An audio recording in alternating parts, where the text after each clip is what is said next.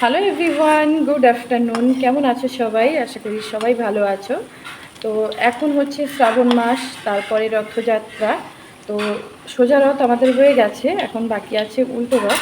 তো যাই হোক, তাই ভাবলাম চলো বাড়িতেই আমি একটু যে খাস্তা গজা সেটা বানিয়ে নিই। তো আমি কোনো দিন মানে আর কি এটা করিনি।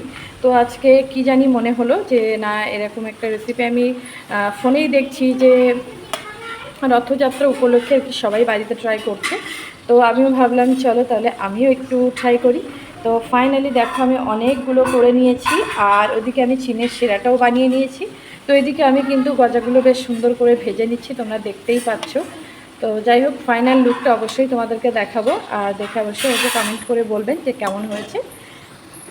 তো এই যে চিনির শিরায় দিয়ে তারপরে কিন্তু আমি তুলে নিয়েছি।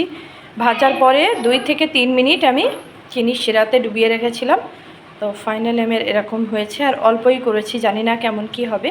তো মোটামুটি টেস্ট করেও দেখা হয়ে গেছে, বেশ সুন্দর হয়েছে। তো তোমরা চাইলে বাড়িতে বানিয়ে নিতে পারো। তো যাই হোক, আর কেমন হয়েছে দেখতে অবশ্যই আমাকে কমেন্টে জানিও। টাটা।